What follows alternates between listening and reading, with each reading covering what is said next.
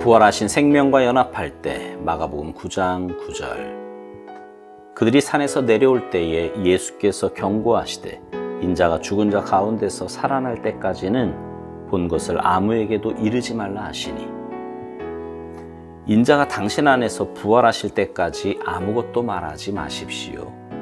부활하신 그리스도의 생명이 당신을 다스리면 역사 속에 계셨던 그리스도께서 가르치신 말씀을 이해하게 됩니다. 당신의 내면이 바르게 되면 예수님께서 하셨던 말씀들이 너무나 자명하게 되어 왜 전에는 그 말씀들이 보이지 않았는지 놀라게 됩니다.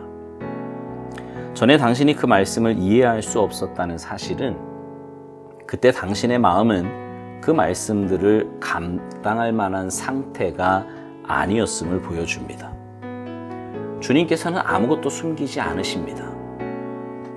그럼에도 우리는 영적인 생명에 합당한 조건에 이르기까지는 그 내용들을 감당할 수 없습니다.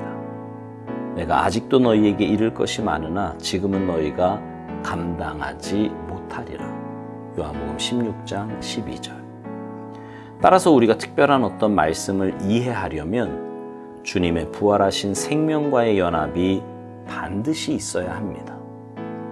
우리는 정말로 예수님의 부활하신 생명이 우리에게 부여된다는 사실을 알고 있습니까? 만일 그 부활하신 생명이 우리에게 부여되었다면 그 증거는 우리가 그분의 말씀을 깨닫게 된다는 사실입니다. 우리 마음에 주님의 성령이 없다면 하나님은 우리에게 아무것도 계시하실 수 없습니다. 우리의 고집스러운 편견은 하나님께서 우리에게 뭔가 계시하시는 것을 효과적으로 막습니다. 자기가 믿는 교리에 사로잡히면 하나님의 빛은 더 이상 임하지 않기 때문에 우리는 그 빛을 받을 수 없습니다. 그러나 주 예수 그리스도의 부활하신 생명이 우리 안에 거하게 될 때 그 완고한 상황은 당장 끝나게 될 것입니다. 아무에게도 이르지 말라. 그럼에도 많은 사람들이 변화산에서 본 그 영광을 말합니다.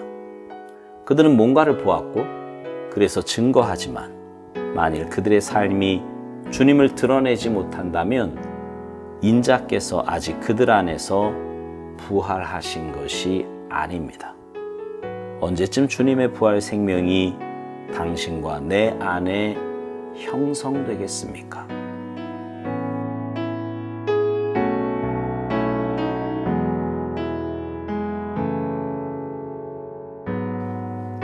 예수님께서요, 제자 3명을 데리시고 변화산에 오르셨습니다.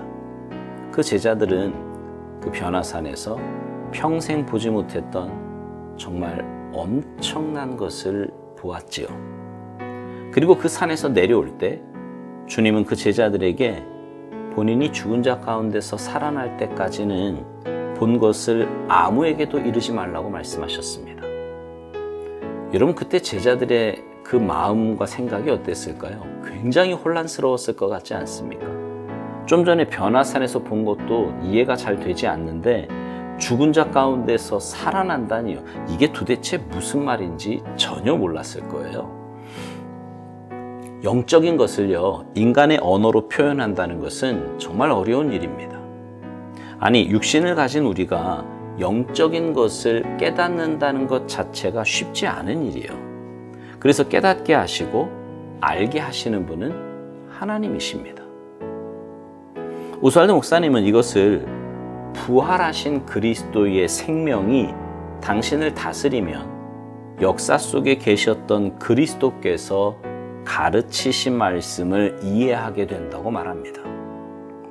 우리는 성경 한 권을 일평생 읽게 되고 말씀을 듣게 됩니다. 근데 신기한 것은요, 전에 보지 못하고 알지 못했던 것을 어느 순간에는 깨닫게 되고 은혜가 되기도 합니다. 제가 종종 그런 말씀 드리잖아요. 저는 잠언을 정말 어렸을 때부터 매일 한 장씩 읽었거든요. 지금도 읽고 있어요.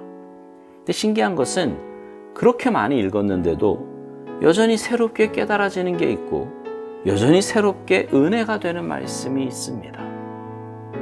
그 이유를 오스왈드 목사님은 그 말씀들을 감당할 만한 상태가 아니었다. 그러니까 다시 말하면 깨닫지 못한 이유는 그럴 상태가 아니었다는 거고, 지금 내가 깨닫게 된다는 건 그럴 만한 상태가 되었다라는 거지요. 이것은 세상살이에서도 동일하게 적용되는 이치입니다. 어린아이에게 어려운 수학이나 철학을 이야기해도 도무지 깨닫지 못하는 것과 같아요. 심지어 대학생이 되어도 한국말인데 잘 이해를 못합니다. 덩치는 컸는데 지식이 자라지 않았기 때문이지요. 영적으로도 그렇습니다. 믿음이 자라지 않으면, 다시 말해 속사람이 자라지 않으면 아무리 귀한 진리의 말씀이라고 해도 깨닫지도, 보이지도 않습니다. 보이지도 않아요. 하나님은 우리에게 뭔가를 감추기를 즐겨 하시는 분이 아닙니다. 그러나 내 속사람이 자라지 않으면 그 내용들을 감당할 수도 깨닫거나 이해할 수도 없는 것입니다. 그래서 예수님도 이 땅에 계실 때 제자들에게 이런 말씀하셨어요. 내가 아직도 너희에게 이를 것이 많으나 지금은 너희가 감당하지 못하리라. 예수님의 부활 생명이 모두에게 부여되었습니다. 거듭난 사람에게는 새 생명이 주어졌다는 말이죠. 그 부활하신 생명과의 연합이 말씀을 깨닫는 시작점입니다. 그리고 나면 우리의 믿음의 자람에 따라 말씀이 들리기도 깨닫기도 생명의 말씀이 되기도 하는 것입니다. 근데 거듭난 후에도요, 인간적인 모습, 오스왈드 목사님은 이것을 우리의 고집스러운 편견이라고 표현을 했는데요. 그런 인간적이고 깨지지 않는 모습이 있을 때 하나님께서 우리에게 말씀하시고자 하시는 것들이 들리지 않는다는 겁니다. 또한 오스왈드 목사님은 자기가 믿는 교리에 사로잡히면 하나님의 빛은 더 이상 임하지 않기 때문에 우리는 그 빛을 받을 수 없다고 말합니다. 그러니까 생명이 우리를 사로잡아야 하는데 엉뚱한 것이 사로잡으니 하나님의 은혜가 임할 수 없다는 거죠. 그러나 주 예수 그리스도의 부활하신 생명이 우리 안에 거하게 될 때 그 완고한 상황은 당장 끝나게 된다고 말합니다. 경험해 보신 분들은 아시겠지만 이것은 처음 예수 믿을 때만 일어나는 사건이 아닙니다. 때에 따라 주님의 손이 우리의 마음을 터치하시면 우리는 다 녹아져 내리고 깨닫게 되고 은혜에 사로잡히게 됩니다. 평소 신앙생활을 조금만 열심히 한 사람이라면 주님이 나와 함께 하신다는 말씀은 너무나 잘 알고 있는 말씀일 겁니다. 그러나 내가 정말 힘들고 어려울 때 그 말씀이 실제가 되는 것은 또 다른 문제예요. 그 말씀이 내게 실제가 되려면 주님과의 인격적인 교제와 동행이 있어야 합니다.